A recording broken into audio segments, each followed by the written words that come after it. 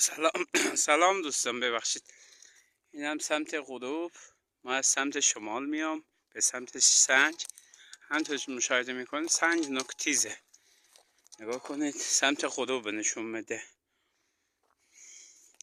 زیر اینم سیخ زدم، خیلی میره. یه برش داریم اینجا، بالاش کلا شمسوزه. 1 2 3 اینجاهاش برشه، اینم برشه. کلا اینجا حالت های هلاله دوستان. اینجا هلاله، برشاش مشخصه. به سمت طلوع آفتاب یه دونه چیدمان داریم اینجا، کوچیکه، خیلی کمه.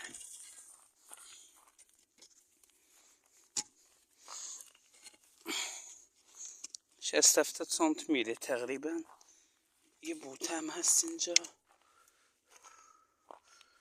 شمسوزاشو نگاه کنید. این یه تیکه را اینجا اضافه کردن.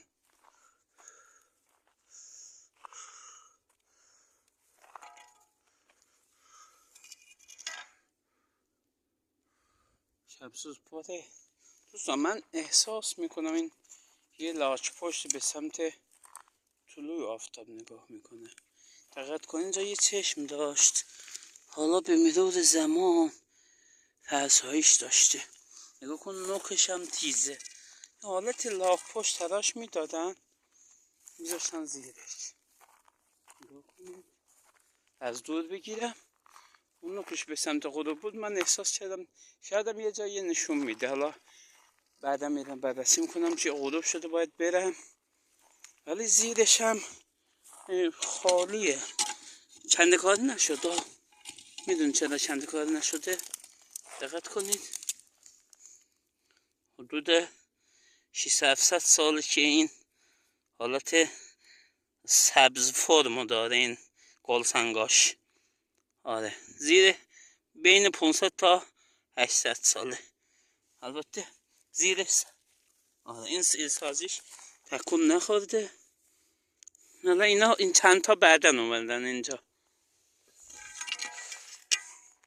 بدم بالای اینم بدم بد نیست.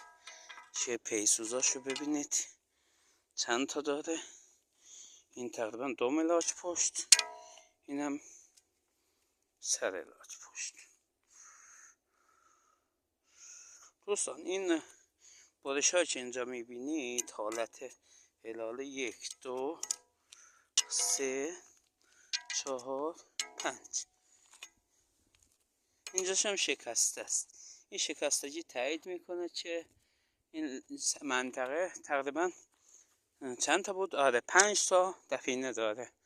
حالا شاید اون سمت، این سمت اون تپول هایی که اینجا کنده شده. اشرنشین باستانی هم هست. آره باید بررسی بشه. با یه روز و 10 دقیقه اومدن بررسی کردن نمیشه، خیلی باید بررسی بشه. نگاه کنید حالت بارشو ببینید، اونقدر صافی که از اینجا ببینید ها هلاله. دقت کنید. آره. این هم سر لاچ پشت.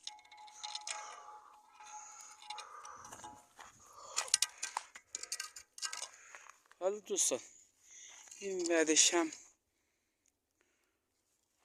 حالت افتادگی داره و یه شباهتی به لاچ پشت سرجدا داره بدون دست پا.